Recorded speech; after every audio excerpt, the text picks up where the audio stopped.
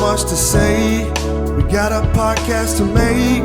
We're sipping on lattes, and it's time for a coffee break. It's time for a coffee break. Oh yeah. Thank you very much for taking time out of your schedule to be here today. Oh man, it's going to be fun. Now, here's the thing. On every episode, we have one segment is recurring. It's called Rapid Fire. 5 randomly selected questions with unknown point values, just to get under your skin a little bit. So, are you ready? I guess so. Tell us the story about your first crush. Oh gosh. Jump right in there on that. I was in middle school, 6th grade. I'm not gonna say her name because this will go on Facebook. Sure, so I was in middle school, 6th grade. She would call the house all the time. My mom would pick up the phone and say, "You still on this phone? Get off the phone!" And so chased after for a little bit, but it was one of those things like, who knows anything in 6th grade? Yeah. So that was it. But man, that's the first thing I could think about. Yeah. So let's move on. All right. Celebrity lookalike. I get Chance the Rapper a lot. That's probably the biggest one. I get that one a lot. Even when your wife says it, that says a lot. So I get Chance the Rapper a lot. I could see that. I could see I could see that. All right. Let's see here. If you could be one superhero, which one would you be? Black Panther. Black Panther. Why? Gotta think about it. He's got money. Yeah. Wakanda. He's got influence. He's got like this super titanium. Titanium. Why am I drawing a whatever it's called? That's in Wakanda. Vibranium. Thank you. Vibranium. I could not think about it. It's rapid fire. Yeah. He's got vibranium, so he's got more money than Tony Stark. He's got more money than Bruce Wayne. So give me Black Panther. Black Panther. All right. Crazy, most interesting relative.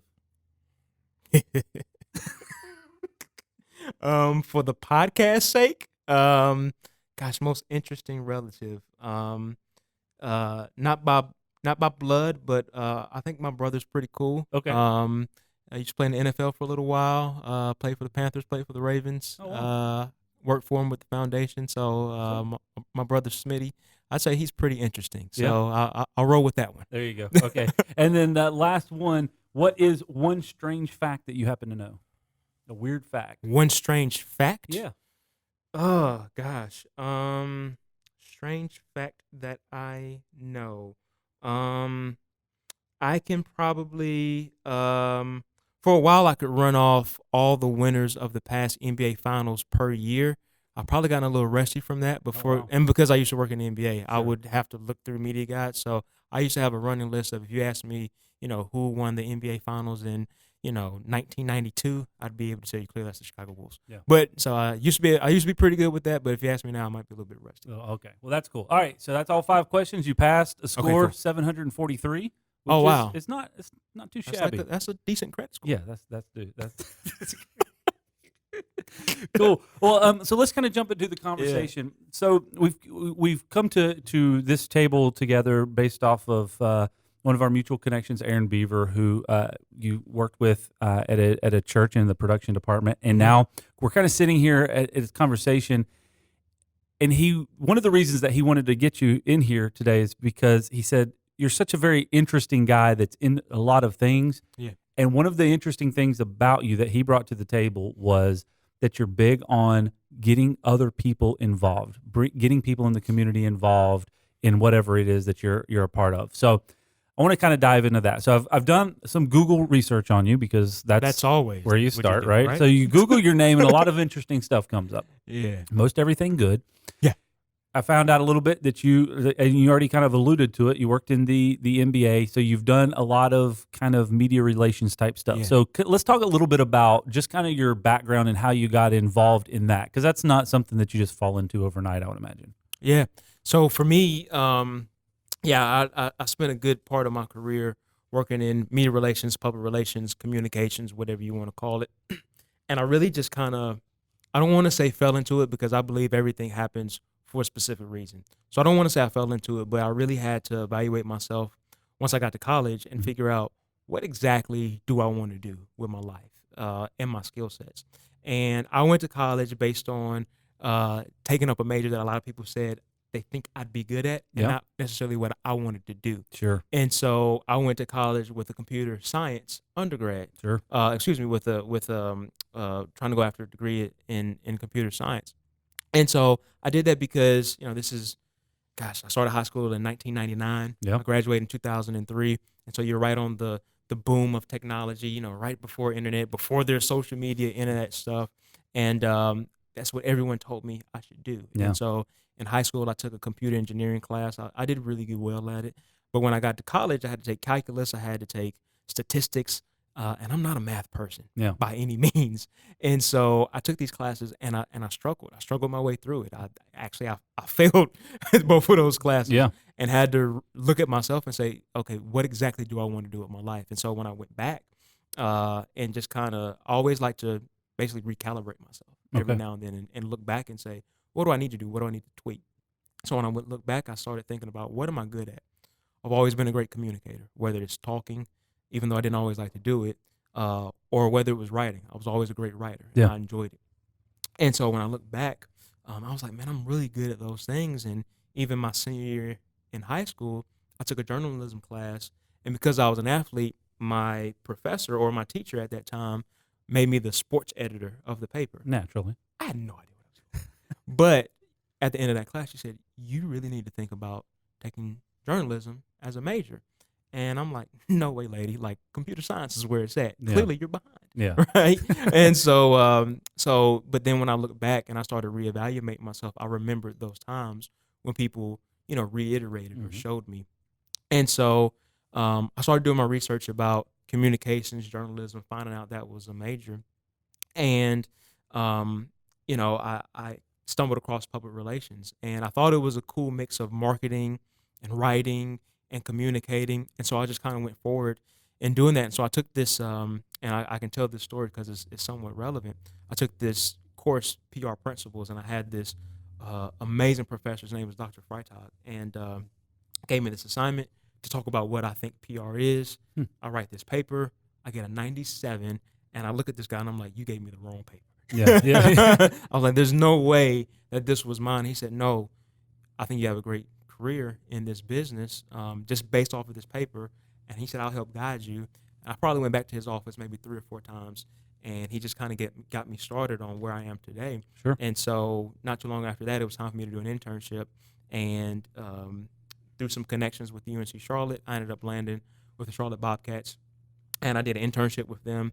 And I did so well and made so many relationships, because that's really the name of the game. Yeah. I made so many relationships that they brought me on and let me work my senior year in the PR office part-time. Oh, wow. And so I did that for a year, and that took the place of the other part-time jobs that I had, because I come from a single-parent home. Money was tight, and so I had to work. I had to do a work study on campus. I had a part-time job that my mom helped me land, working at the Marriott uptown. And so when I got hired my senior year, I didn't have to do that anymore. Yeah. And so that took the place of that. And then right out of college, I walked into a full-time role. And so did that, worked at Lowe's for a little bit in PR. So that's just been my experience, but it wasn't by it wasn't my life's ambition to work in public relations.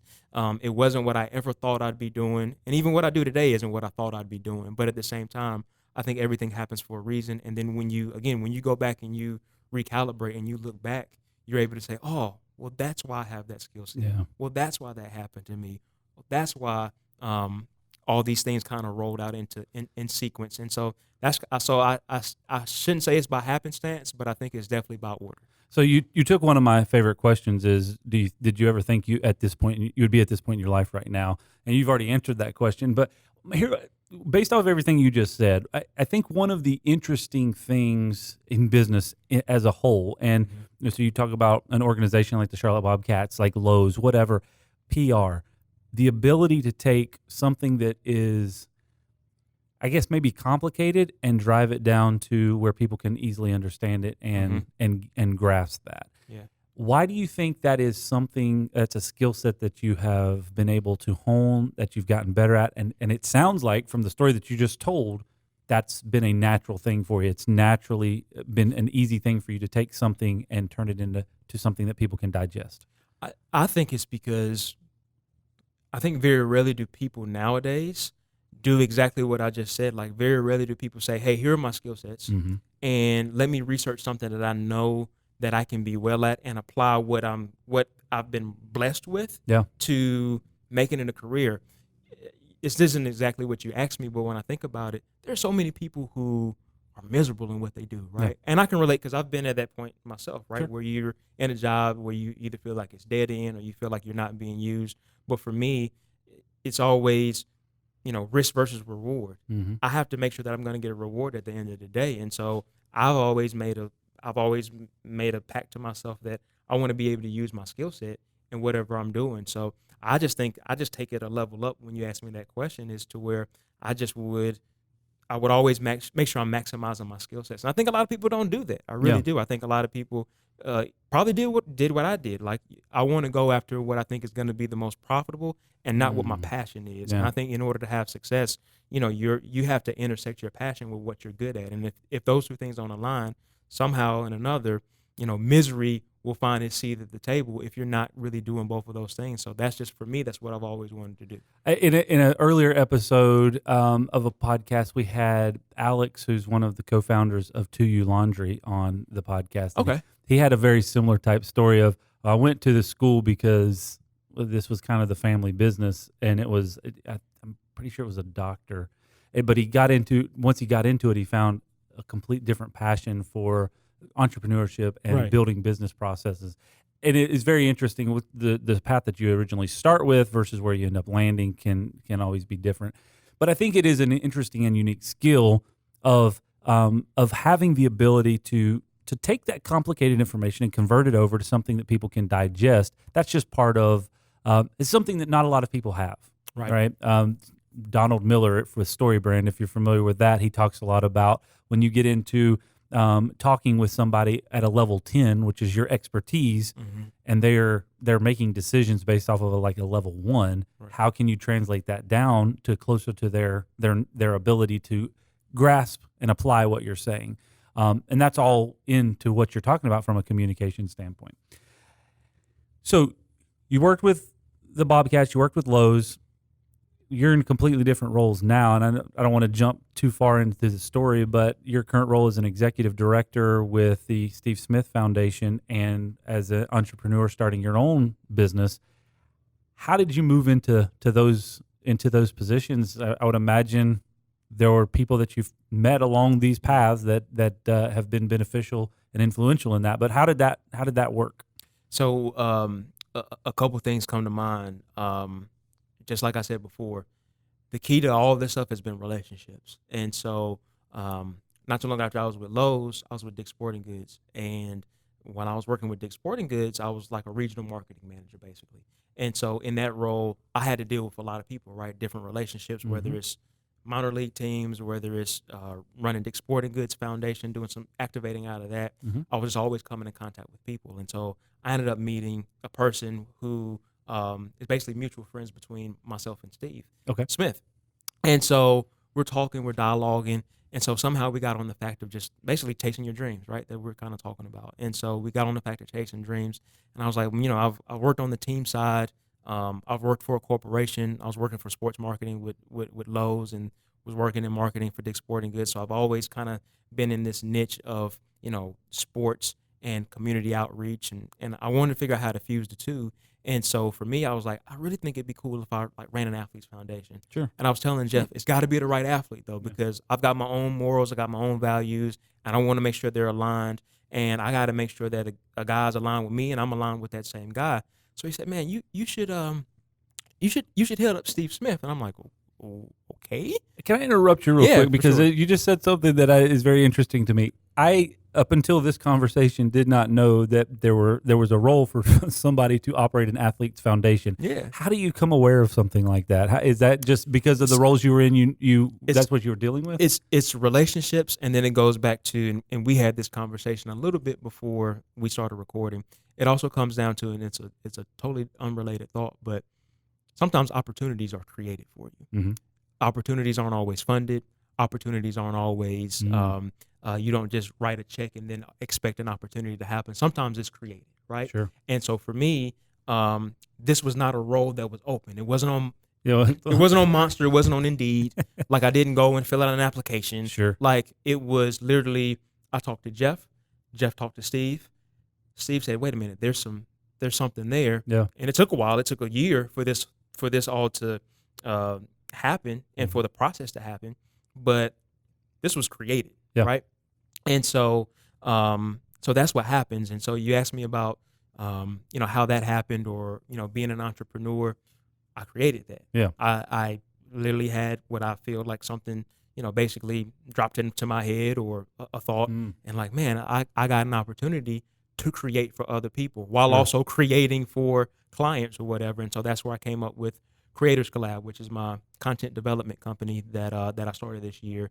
And so in that, I'm able to not only create content for, whether it's, I've done a beer festival, I've done some stuff with other nonprofits, and so whether it's doing that, and then also creating opportunities for people of color who sometimes get marginalized and don't get a chance to work on brand campaigns or storytelling or long form or any of those other things. Yeah. I'm creating opportunities for them to where they can go out and be able to create content, to be able to have a seat, at the table where otherwise maybe you may or may not had. So that's what's big for me. So when you ask me about that, like, well, how did you come across that? Well, it was created. Yeah. But you also have to learn how to navigate through those and learn how to permeate spaces.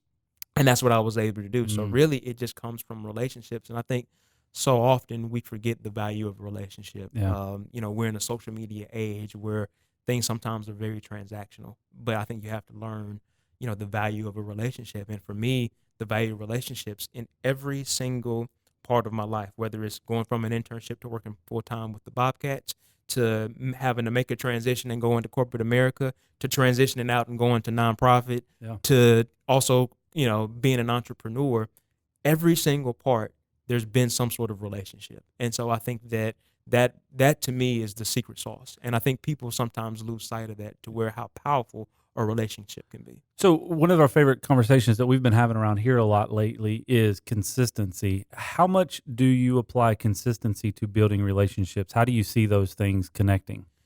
I think there's consistency, and then I think there's also reciprocity, right? I think that it's one thing for me to be consistent, but I shouldn't be consistent in it being one-sided. I should be consistent in that, hey, what do you need, Chad? And then Chad, or Gerard, what do you need?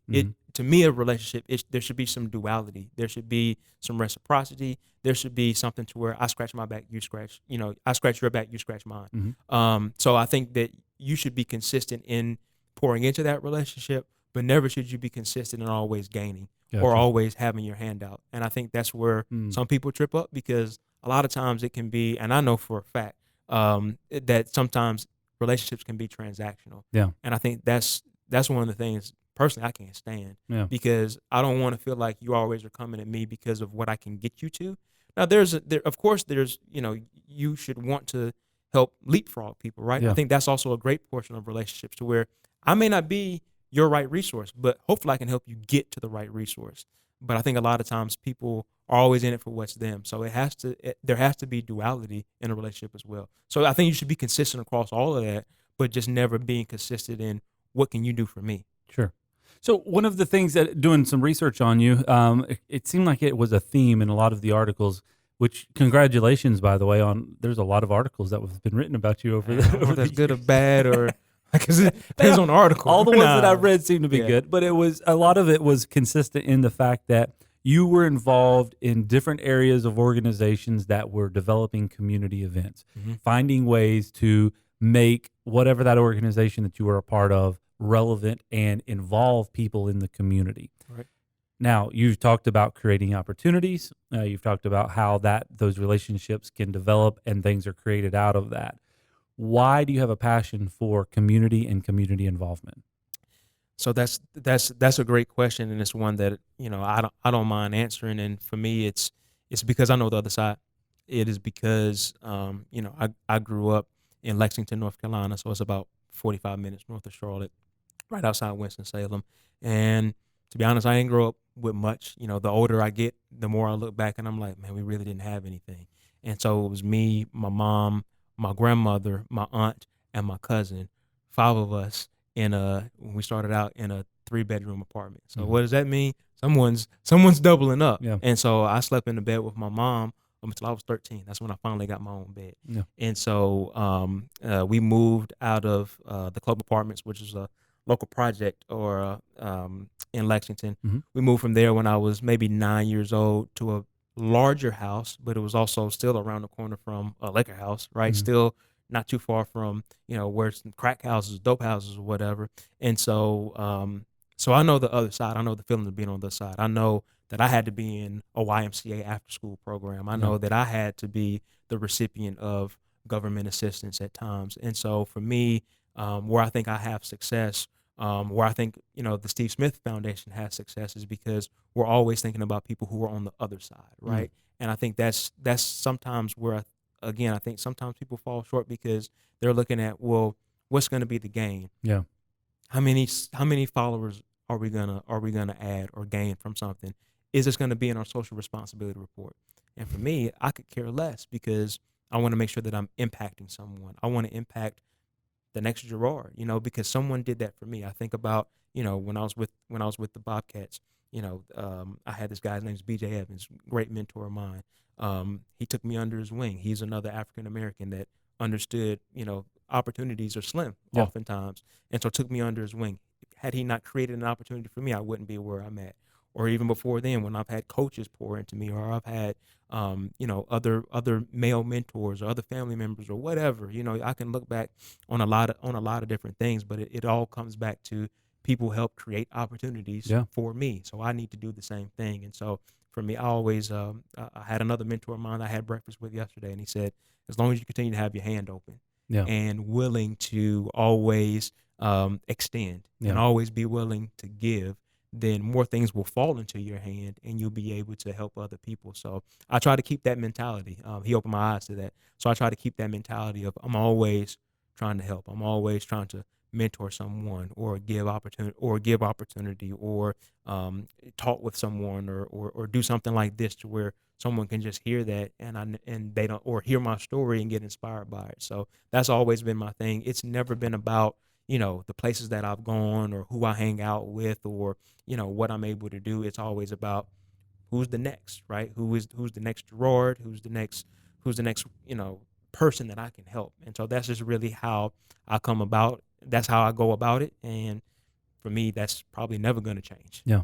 I there was a gentleman that I used to hear say very frequently, be generous on every occasion. And it's something that has just been ingrained into my my thought philosophy. And it's something that I think is kind of what you're talking about, keeping your hand open, finding ways to be generous on every occasion, because I think what you just described is being in a constant state of being future minded. Because in that state, you can't be thinking about how's that immediate return for me right now. It's about what's happening in the future. For somebody to develop or to invest in somebody for the long term, for the future, that's being future minded and not being so caught up with what am I going to get in an immediate ROI right now. Correct. I think, it's easy to try to, you want to measure your ROI right now, right? I want to know what's going to be my return on investment right now. A lot of people go into deals like that. But again, if I even just put on my foundation hat right now, there are things that we've done that people would be, why are you guys doing that, right? Like, that doesn't make sense. It doesn't make financial sense. It doesn't, but it's helping someone. Yeah. Period. Right? That's what we're called to do. And so that's what we're going to do. And so for me, I can even drill down to a personal level. That's just what I'm going to be about, right? Sometimes you do things that are unorthodox. Sometimes you do things that maybe don't make sense, but that's how you win in the end. To your point, I want to be future minded. I want to know when I look back, when this is all said and done, and I even think about it, what are people going to say at my funeral, right? What are people going to say? How did I impact someone? And I don't want someone to say, man, that Gerard, he kept everything to himself. No, I want people to say, no, he thought about other people. He left a legacy.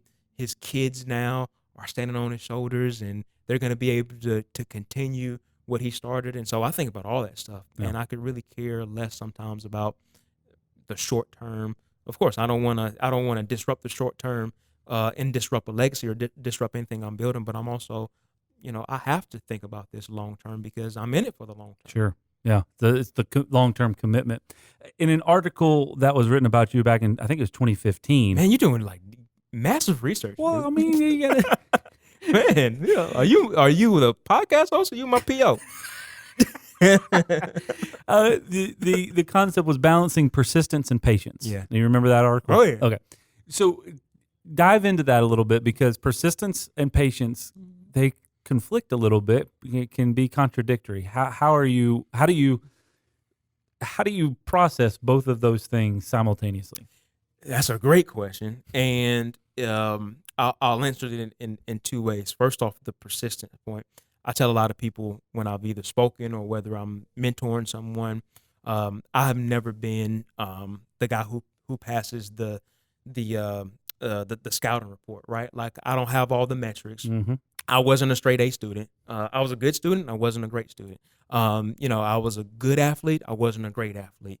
I'll probably even say decent, but what I'm saying in all of this is I've never been a guy that just checks off all the boxes. Mm-hmm. What I have been blessed with is that I'm a hard worker. Mm-hmm. If me and you were on a treadmill, I'm going to keep going until you give up, Mm-hmm. right? I'm just very, very persistent. If there is a goal that I have in mind, I'm going to reach it.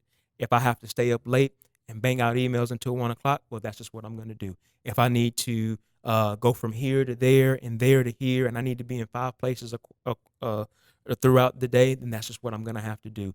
If there is something that stands between me and my goal, you're gonna have to get off the tracks because that's just who I am. So the persistence part is just that when I set my mind to something, I'm gonna do it. That's just who I am. That's how my wife knows me. That's how my family knows me. That's how my friends know me. Is that when Gerard says he's gonna do something, you can pretty much put it in the bank. That I'm just that persistent when it comes to hard work, attaining goals. I'm just a dog when it comes to that.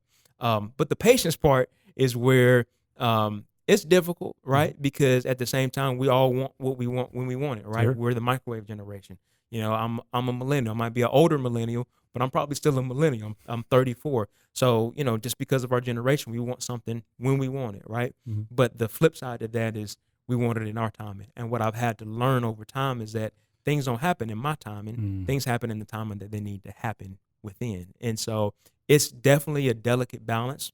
I'd be lying to you if I said I got it right. Mm-hmm. That's why it is a balance, right? When you really think about a scale, sometimes things are up, sometimes things are down. Sometimes my persistence is really up.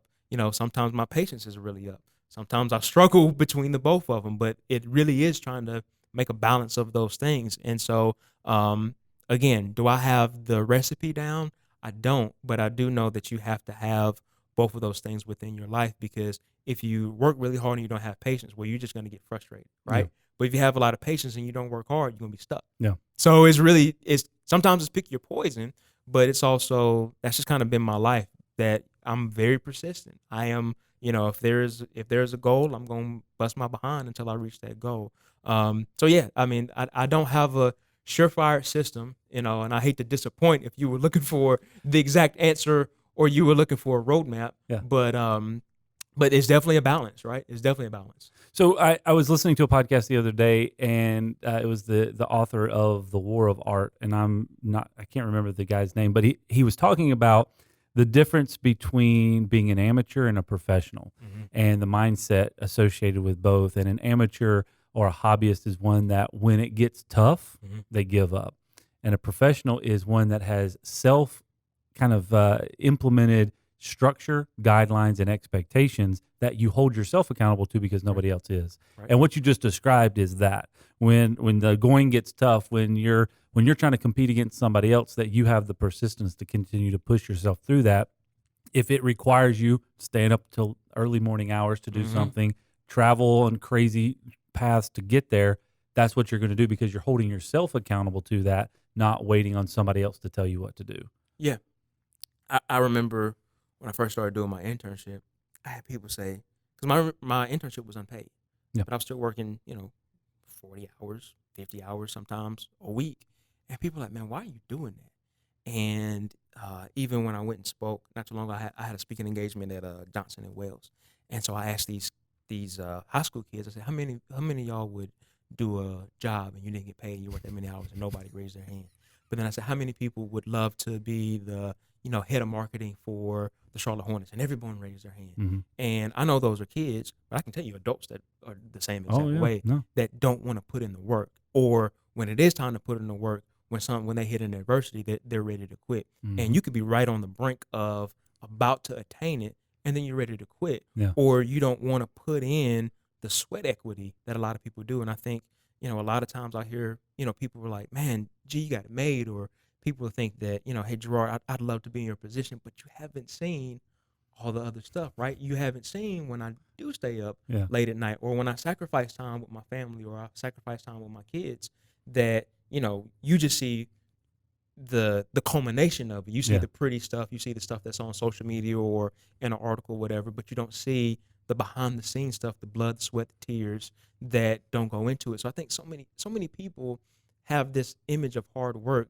And again, going back to the microwave society, people want when they want it now. And so people will often see where I'm at now and they want that, and that's cool, but you haven't seen it back here. Sure. And I can't, a lot of people, and I'm not going to start ranting on it because I will, but a lot of people will be like, hey, G, put me on.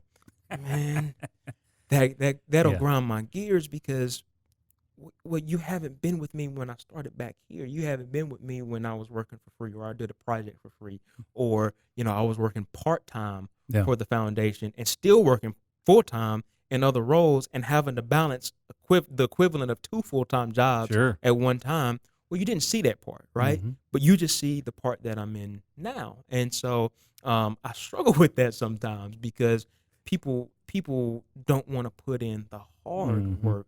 And so in order for you to do that, whether you're an entrepreneur, whether you want to get a promotion at your job, whether you want to be an executive, it can run across the gambit. Yeah. But are you really willing to put in the hard work? And for some people, the answer is no. But then at the same time, if that answer is going to be no, well, you can't expect to have the reward at the end of the day. So, that phrase "must be nice" it would drive you crazy, because it must be nice, but they don't. There's not a lot of people that want to put in the hard work to get to the must be nice classification, right? Even though that's very skewed. You can't skip that part. Yeah, you can't skip it, but so many people want to skip it. Yeah. I reference this a lot because I've heard Gary Vee say this quite a few times. I will give you the entire playbook. I will tell you exactly what you need to do to get to where I'm at, or to get to what I'm doing. But 99% of the people out there don't want to do it. They don't want to put in the hard work to get to it. Yeah. And so they'll never achieve this level of success, whatever that is. Yeah.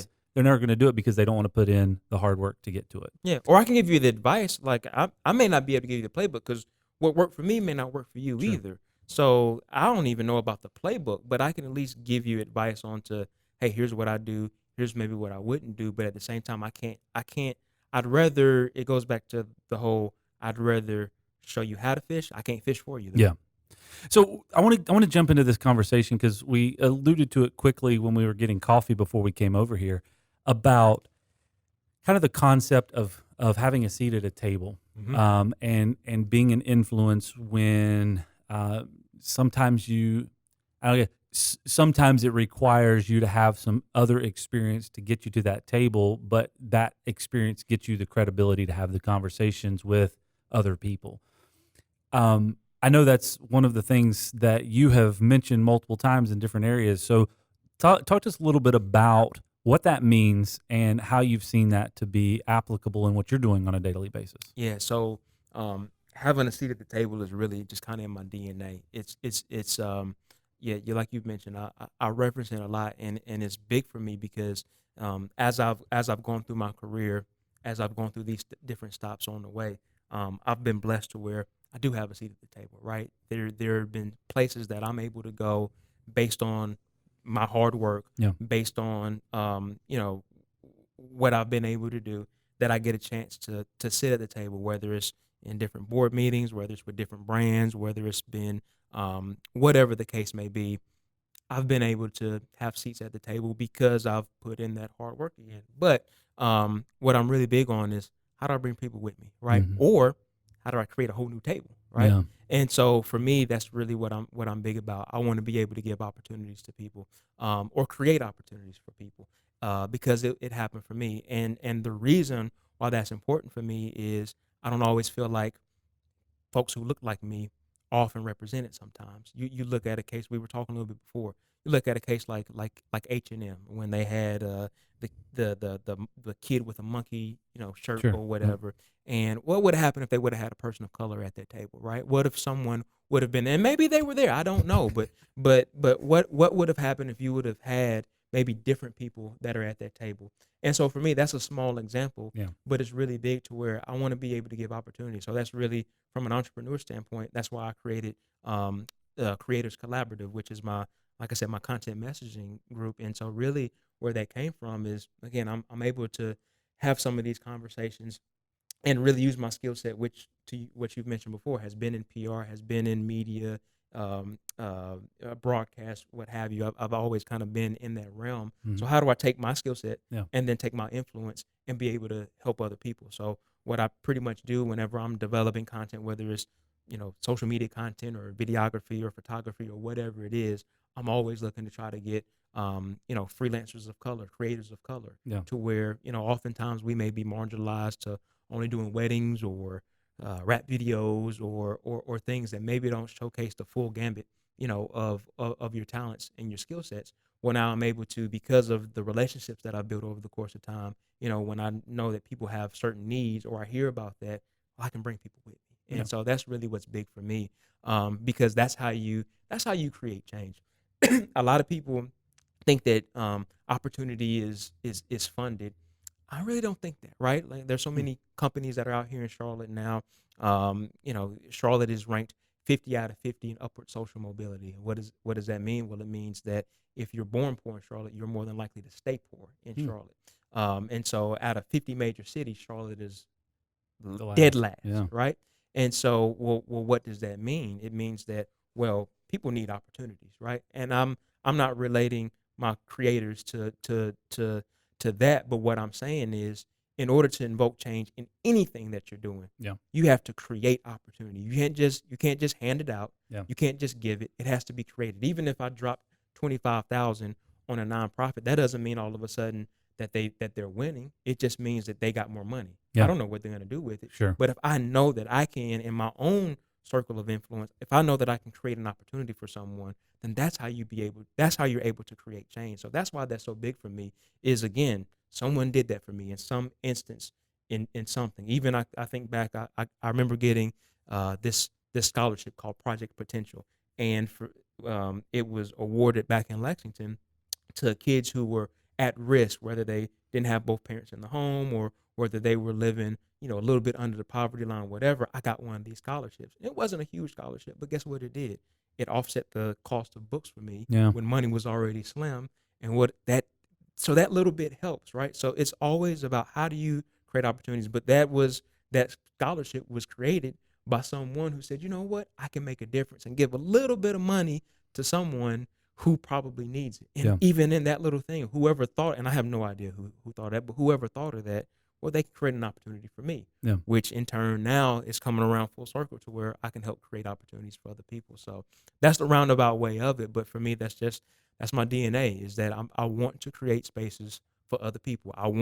Ultimately, I want to find the next Gerard, right? Yeah. I want to find the next person who, if I can just give that kid a chance, if I can just give that young man or that young woman a chance, they're going to flourish, right? Because for me, that's what happened. I ended up getting some chances. I had some opportunities created for me. And then I got the baton, and I've been running ever since. So how can I do the same thing for someone else? Yeah, it's an interesting concept to think through, because I feel like I've had this conversation with people in the past, and it's the opportunity. You're having to work yourself to prepare for that opportunity when it makes itself available. So that's going to be back to your persistence and your patience. And then when the opportunity comes, what are you going to do with it? Right. Because a lot of times you hear the stories with people, or maybe you don't hear the stories because it died a slow, painful death, but they got an opportunity, but they squandered it. Right. And being prepared for an opportunity is huge, because I would venture to say that, and based off of everything that you've just talked about over the last 30 minutes or so, those opportunities that were presented, as you progressed through your career, people that were giving you those opportunities probably had a higher, a less of a risk that they were taking on you. But in the early stages, they were taking a risk and they had no idea what that outcome was going to be.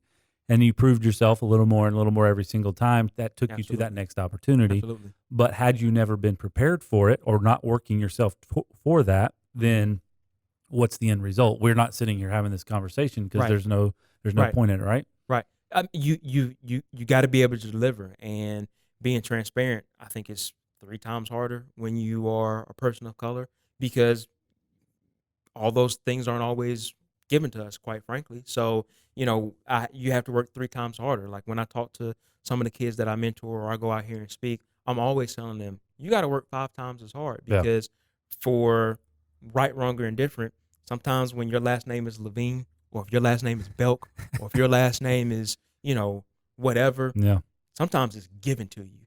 But sometimes for us, you got to work twice as hard. You got your resume has to be sharper. Your conduct has to be sharper. I got to make sure that I look the part, that I dress the part, that I show up. I got to be on time. I got to make sure that and then after all of that, to your point, I also got to execute. Yeah. Because it's one thing to get the opportunity, but then it's another thing to actually execute on it. And I don't care what color you are. Yeah. If you don't execute, then you're not going to have longevity. Yeah. And so that's another thing that's about me. I'm going to work hard, but I'm sure enough going to execute, right? Yeah. Because if I don't, then I'm going to lose that opportunity that I worked so hard to get. So, and I think sometimes people do lose sight of that as well. They work so hard to want to launch the business, so they can get the social media posts and the likes. Yeah. that they're not ready to actually do the business, or actually ready for the peaks and valleys that's going to come with it, because it's going to come. Yeah. I don't care who you are, you're going to hit some peaks and some valleys. But are you ready for that, right? Yeah. So it's one thing to say, oh, I started my business, right? But it's another thing to have business with longevity. Mm-hmm. And you see that over time, but that's just for me. And so you got to learn how to execute, but you also got to work hard, and you have to deliver. So I want to kind of put a bow on this and bring it to a close.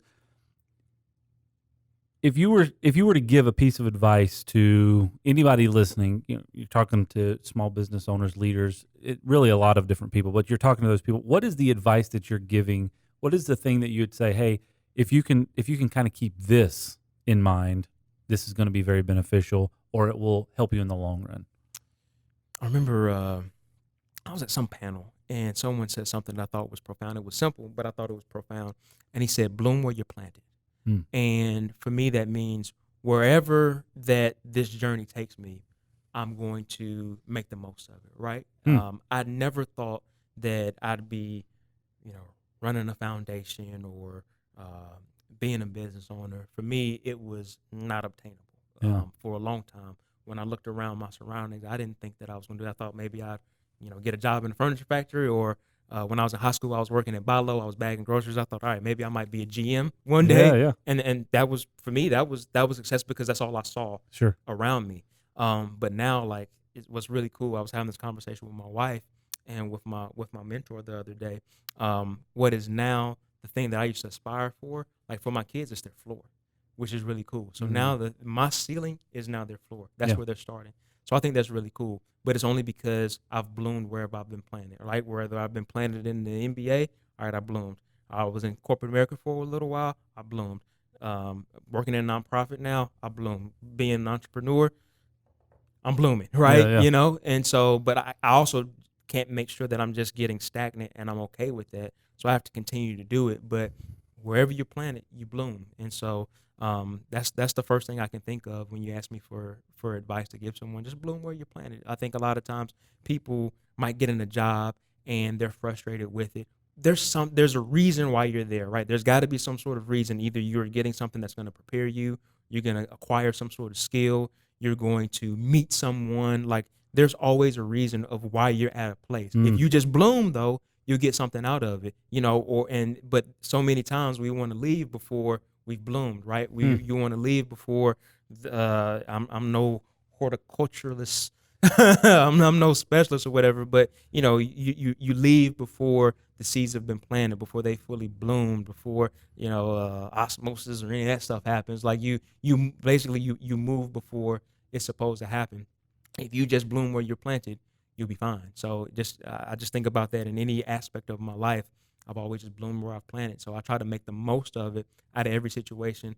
It's got to be a learning opportunity. There's got to be experience that I'm going to gain. There's going to be a skill set that I'm going to gain. There's going to be a person that I'm going to meet.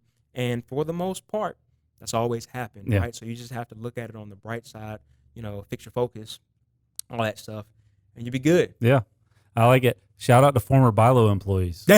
I mean, hey, it works. Now, that Bilo isn't there anymore, so it's now, I think it's not a church back in Lexington, but hey, you were one? I was a cashier. For real? Total zero cash. That's how you had cash I just wanted to be a bagger. They wouldn't let me bag the groceries. I was so frustrated. So I went from bagger, cashier, then when I was gap year, and once I graduated high school, and then before I started college, I was on the stock team. I was working third shift. There you go. That was pretty cool. So yeah, I made my rounds. My wife worked at Bilo too. So we got a little alumni group. Awesome. Last thing, if anybody wants to get a hold of you for the Steve Smith Foundation or for your new business, the Creative Collaborative, what do they need to do? Yeah, so for Steve Smith Foundation, you can find us across all social media at Steve Smith FDN. So at Steve Smith FDN. My personal handle, I'm at G Littlejohn on Instagram, at G_Littlejohn on Twitter. And so for my entrepreneur endeavor for Creators Collab, on Instagram, it's at creators.collab. Okay. And then on Facebook, it's Creators Collaborative. So follow me. I'm always trying to put out good stuff. I'm trying to get better at social media. I'm good for other people's social media. When you ask me to, if you hire me, I'm great at that. Yeah. My own personal one, I just don't like talking about myself, really, where it boils down to. So I'm terrible at my own social media, but for anything else, I'm great. Well, awesome. Well, I appreciate your time today. Thanks for having me. I think you have brought to light a lot of really relevant points, and I think the advice of bloom where you're planted, do the best in the area that you're at right now is great advice for anybody at any level.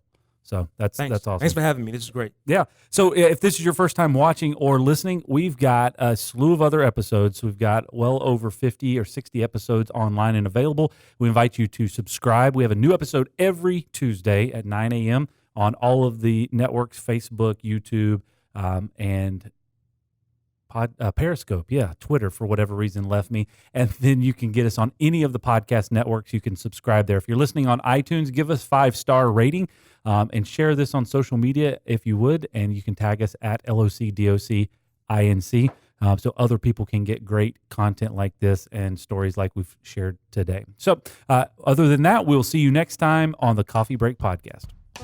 To learn more about the topics discussed today and to connect with us online to hear all of the episodes available, visit Loc-Doc.net/podcast. We got so much to say. We got a podcast to make. We're sipping on lattes, and it's time for a coffee break. It's time for a coffee break. The Coffee Break Podcast is brought to you by Loc-Doc Security. We'd love to connect with you online on Facebook, Instagram, Twitter, YouTube, and LinkedIn. Just search LOCDOCINC.